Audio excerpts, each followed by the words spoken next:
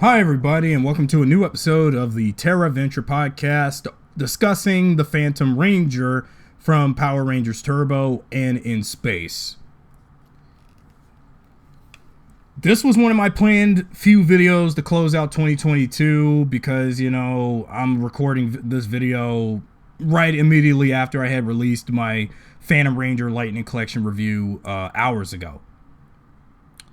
So, of all the things from Power Rangers Turbo, and despite that this season, that season is still perhaps one of the most polarizing entries still in the Power Rangers franchise, you have to admit, the Phantom Ranger was one of the best things to come out of Turbo, and any episodes with them in it is what made Turbo slightly watchable when TJ, Cassie, Ashley, and Carlos was still the Turbo Rangers before going into In Space, leaving Justin behind and all of that. And I have to admit, the Phantom Ranger is, in fact, one of my all-time favorite characters in Power Rangers. Because you want to know why? And you want to know why he was one of my favorite characters? Is that when he was first introduced in the Phantom Phenomenon episode after that infamous Rangers getting baked into a giant pizza episode. Yeah, I know. Just immediately after the events of that episode. Then we get our Phantom Ranger episode debut, starting a storyline about him for a couple of episodes, which also lead Wade into the Rangers getting a new set of Zords. They give a story reason as to why the Rangers needed a new pair of Zords once the Turbo Megazord was stolen away by Divatox's brother, General Havoc. And then the Phantom Ranger comes along to give the Rangers a new set of Zords. But, one of the few things I do have some deficiencies about Phantom Ranger is that while he did lend them the Artillatron Artillatron carrier Zord, was it? Yeah. And then when it came to the Rescue Zords, and again, like I've said, of all the Megazords from Turbo, the Rescue Megazord is still my absolute favorite because it was more badass, it was more bulkier, it was more powerful than the main Turbo Megazord. And especially with the different functions. It goes from vehicle mode to humanoid Zord form to the whole entire Megazord form. And it can also combine with the original Turbo Zords to make a certain Rescue Turbo Megazord combo, which seen in one episode of Turbo. Because, I did like the fact that the Phantom Ranger, he still remains as a mystery within the Power Rangers franchise. Although recently Boom Studios with their comics, which I'm not going to discuss in full detail because I haven't been keeping up, like I said many times before this last couple of weeks and months, that I have not been keeping up with Boom Studios' comics in such a Power Rangers, and based on what fans have said about the comics and how great the comics are, even though I'm using an image of the Phantom Ranger from the comics for my image, for my front image to discuss him in the video, rather than actually using an image of him from the TV series. Even though Phantom Ranger, well, it still regards the same character, just, whatever. And, again, I really like the fact that we actually have some reverence of this character lately in today's Power Rangers media in the form of toys, with my recent Lightning Collection review of him, which I already posted hours ago. And then as well as Boom Studios, what they did with the comics, putting the Phantom Ranger in the events of Shattered Grid and even the Unlimited book, and also as a playable character in Power Rangers Legacy Wars, which was great. But earlier on, there was some stuff with Phantom Ranger for some of the merchandise for today's era, like before Hasbro took over, back when Bandai still had the license to Power Rangers. And when I got whatever Ranger key packs from Super Mega Force left over, that was supposed to release all in 2014, but again, they had to spread all of those Ranger key packs released throughout 2015 and 2016 during Dino Charge's 2 years before going into Ninja Steel in 2017.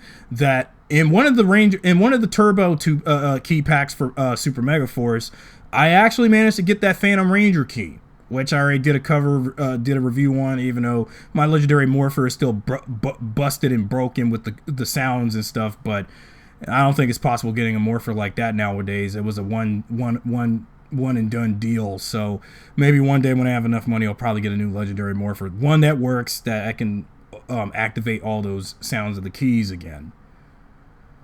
But the Lightning Collection Phantom Ranger, which I already did a review on, that was great, that Hasbro decided to give us a new Phantom Ranger action figure.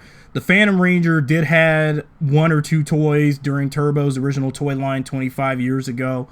And man, when I was 5 years old when Turbo came out, and when they had whatever batch of Power Ranger Turbo toys for fall of 1997, I never did got a Phantom Ranger action figure, but getting the Lightning collection figure again made up for it. But we're not here to talk about Phantom Ranger and like toys or video games or the comics. I do specifically want to talk about what makes of him in the TV show itself. Because, you know, the Phantom Ranger, of all the characters in Power Rangers, he is one of the most fascinating characters to ever exist in the pantheon of all of the Rangers and monsters and villains that we've had over the course of the franchise and for the last 25 years, and what made him tick. And, you know, fun fact, and I said this before back in my retrospective, my 25-year retrospective about Turbo, that when I was about to bring up about the Phantom Ranger, but I ran out of time, or I just didn't want to keep everybody up for too long. But recall last time when I discussed that, you know, my thing about the Phantom Ranger when I was a kid, that for Halloween of 1997, when me and my brother were still little, when these Power Rangers came out back in 1997, when I was 5 years old, I was the Phantom Ranger for Halloween, and my brother was the Red Ranger for Halloween, you know, for Turbo. And the Phantom Ranger, having him as a Halloween costume was great for, you know, when I was 5 years old. And yeah, of course, one day when I do adult cosplay of Power Rangers, one day I'll probably do a Phantom Ranger cosplay and see how that goes. And yeah, there's reverence of the Phantom Ranger through cosplay for Power Rangers, which is nice. Because again, he and Magna Defender are 2 of the most badass looking black suited armored Rangers we've had in the franchise's history. And, you know, the Phantom Ranger, you know, here's the thing with his character. They never wanted to reveal his identity. They were going to reveal his identity during In Space's final episode of Countdown to Destruction. But of course, you know, Fox forbade Saban to not reveal his identity. They wanted to cut his identity down, and he was basically left as a secret. Much like a lot of things I didn't want to explain, because, you know, the thing is, one of the few factors why Power Rangers still struggles to this day is still budget. But when under Saban Entertainment's ownership of Power Rangers, and when they did Turbo and In Space, they did not have the budget, or didn't have the time, or they were forbidden to show his identity, because the Phantom Ranger was supposed to, you know, they were trying to treat the Phantom Ranger for some odd reason like he was the Gold Zeo Ranger. At least when we had the Gold Ranger, you know, the Triforians and Zeo, the Phantom Ranger, the Gold Ranger, sorry. When we had the Gold Ranger, and what I loved about that storyline during Zeo was that they revealed his identity at the very tail end of the story arc, after the Do I Know You episode, when we saw like the bounty hunter that was chasing after the Gold Ranger, and then the Rangers were this darn close to find out who he was. And after all the countless red herrings of who would the Gold Ranger be, like Tommy's brother, Billy, Skull, anybody. I mean, anyone could have been the Gold Ranger. And I liked how clever that storyline about the Gold Ranger was, and why I love the Gold Ranger from Zeo so much, and why he and the Phantom Ranger are 2 of my favorite 6 Rangers outside of Tommy as the Green and White Rangers in Power Rangers. Even though that's what made the Zordon era so great, because we had some of the best, coolest 6 Rangers in stories. I mean, well, even though Tommy was a 6 Ranger, but when he became the Red Ranger in Zeo, he just became the main 5 of the Zeo Rangers. Even though, yes, given our recent news about JDF and all that, but going into Zeo and then Turbo, you know, Zeo, they at least kept the whole mystery of the Gold Ranger a secret, which lasted for a while, for like 6 or 7 episodes. But Turbo, and then even within Space, they did not want to reveal the Phantom Ranger, because yeah, he's meant to be kept as a mystery ranger, and he was supposed to be like a a ghostly like ranger and an embodiment of past rangers who've died in a battle, protecting Eltar or something. And, I feel like that's what they intended based on initial plans for the character, what Shuki Levy intended, and several other people want to intend about the Phantom Ranger, but they just didn't want to go on with it as much. So they just kept him as a secret. But then when we had our first ever official Silver Ranger with Zane, he was just only brought up for like one episode, Survival of the Silver, where they, Andros tells the other Space Rangers what happened between him and Zane during the battle with Dark Spectre's forces 2 years earlier. Like I kept, even upon my rewatches of In Space, if it took place 2 years, wouldn't that take place the same time the Zeo Rangers battled the Machine Empire in 1996? Well, Sentai-wise, production-wise with Sentai, Mega Ranger wasn't a thing, but we're going to pretend it did happen in Power Rangers because, again, Mega Ranger and those suits weren't a thing yet in Sentai, because 1996 in Sentai, Car Ranger, which is, Power Rangers Turbo here, was happening in Japan. Before we got those suits here in America for Turbo. But I digress with that part. But we're just going to pretend that, okay, the stuff with Andros and Zane did happen 2 years the same time. Tommy and the other Zeo Rangers were battling the Machine Empire during the events of Zeo with Andros and Zane's little comeuppance. But I'll discuss more in detail about it later when I discuss Andros and Zane's, history and how they became Rangers protecting KO-35 in a future video, maybe as we go into the 25th anniversary of the season that was supposed to be the end of Power Rangers. But the Phantom Ranger, though, now back on topic with him, is that he was supposed to be like, they wanted to reveal his identity, but they didn't want to. And, but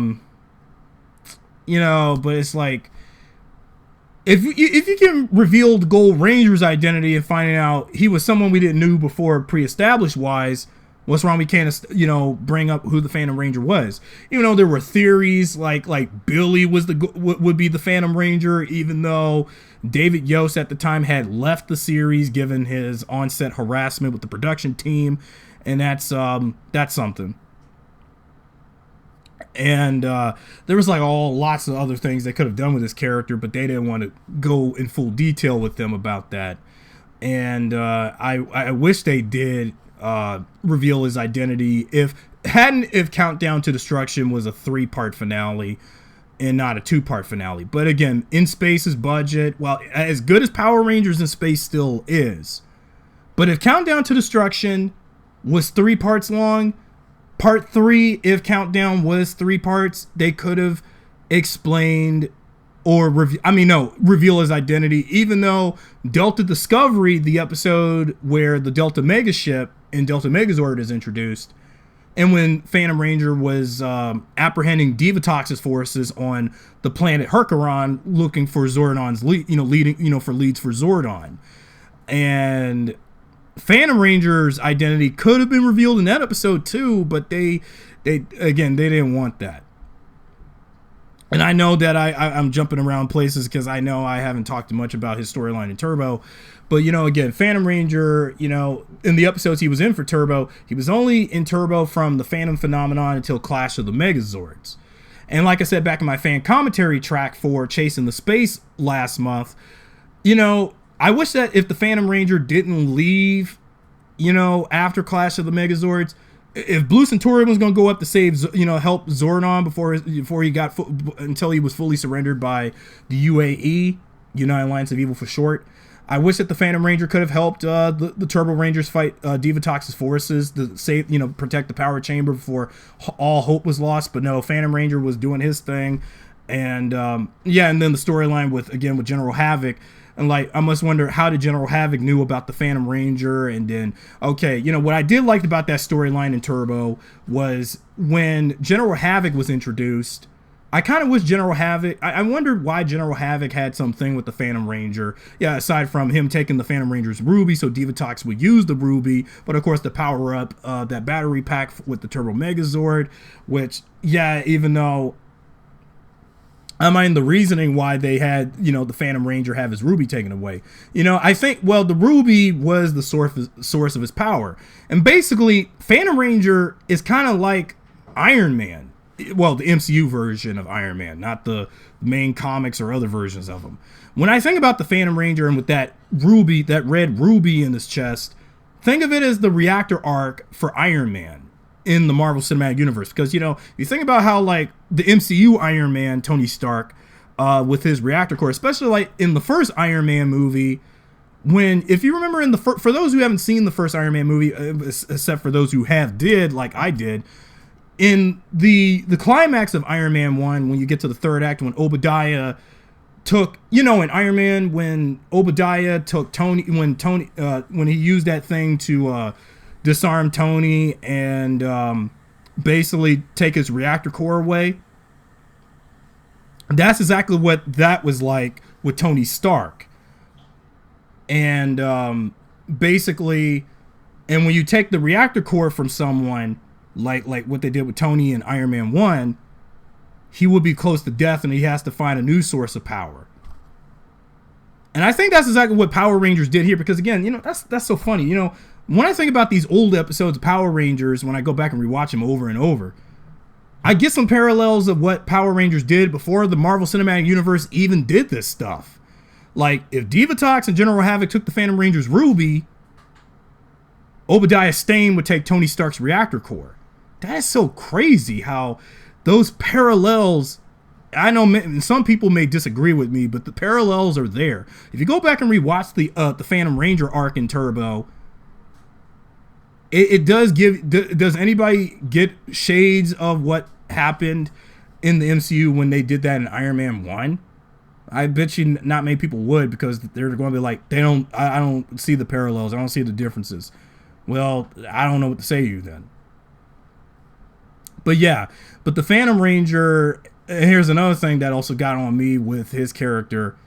Yeah, I get that also the writers, when it came to his thing with Cassie, I don't get this, because, I'm like, now Cassie likes the Phantom Ranger, but if his identity was revealed, wouldn't he be like the same age or so as the Rangers? Because again, the Rangers are teenagers, but again, I don't want to go in detail, but it just feels like, yeah, I know that they were trying to hint about Cassie and the Phantom being in a relationship, but if they had revealed his identity to see if he was human or so, but again, hush hush, keep it secret.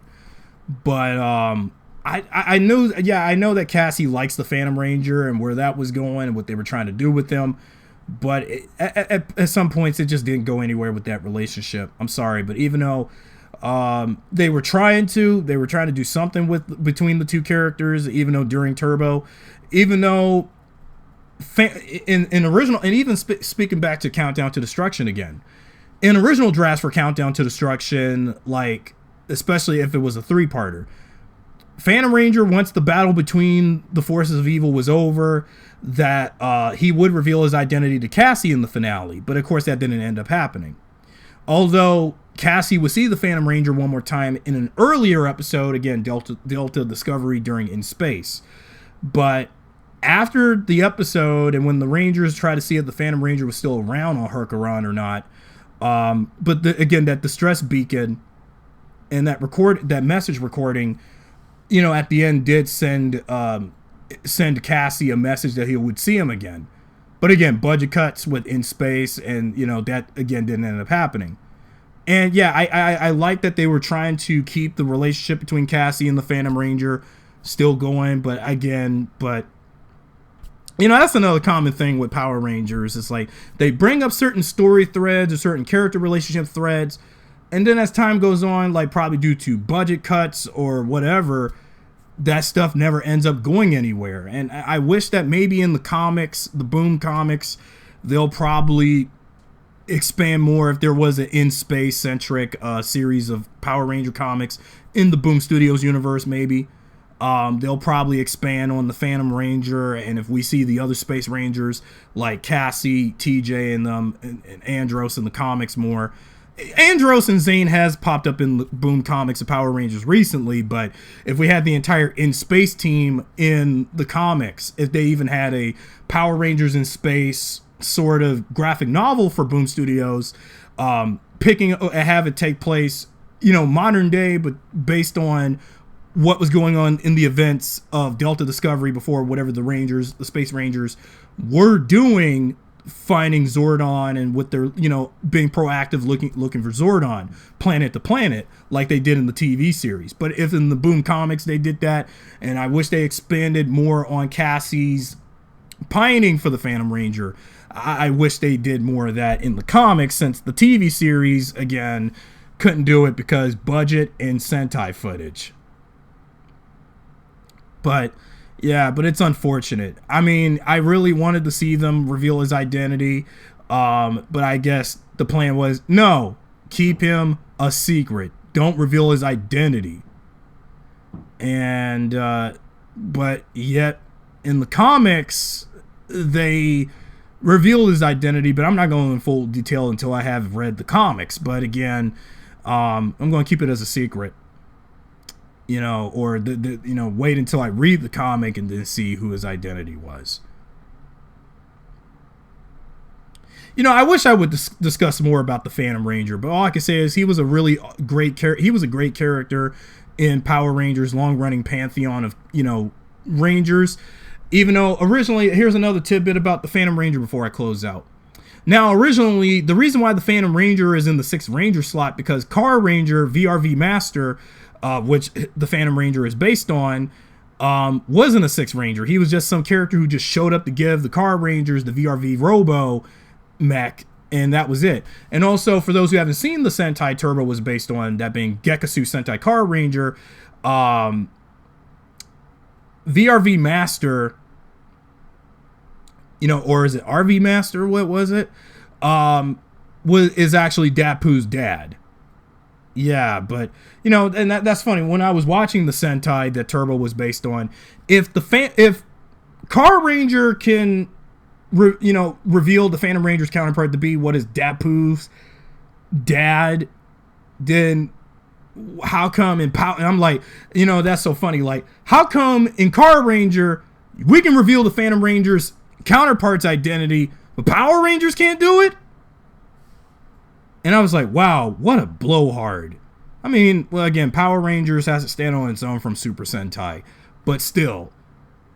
And yeah, that really threw me off from the moment I watched it. If you go back and if you go and watch the Sentai Turbo was based on, that being Car Ranger, and once you get to like the third fourth of the series, the last fourth thirds of the series, yeah, you'll know what I'm talking about. I mean, I wish I could say more about the Phantom Ranger, but let me know what you guys think in the comments about his character. I mean, what do you feel about the character and what they could have done with him differently? Should his identity be revealed in the series or kept it a secret? Should there have been more with him and Cassie? Let me know in the comments. And that's it until next time when I discuss any more character-centric discussion. What other Power Ranger, villain, or so character you want me to discuss next time? Leave that down in the comments, and I'll pick up on that sometime later on in the podcast going into the 30th anniversary of the franchise. So thanks. I would like to thank everybody for listening. I didn't want to keep this on for too long, but until next time with another discussion that may come to mind or from a viewer request from the comments.